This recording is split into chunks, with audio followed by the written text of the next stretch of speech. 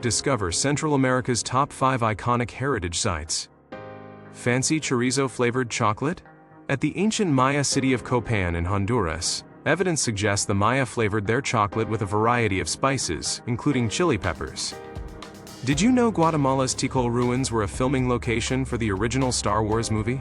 These majestic temples stood in as the rebel base on Yavin.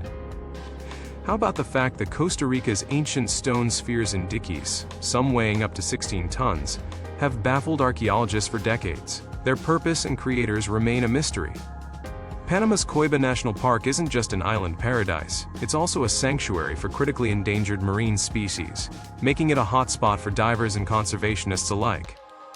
The Great Blue Hole off Belize is an underwater sinkhole once explored by Jacques Cousteau, who declared it one of the top diving sites on Earth due to its astounding clarity and depth.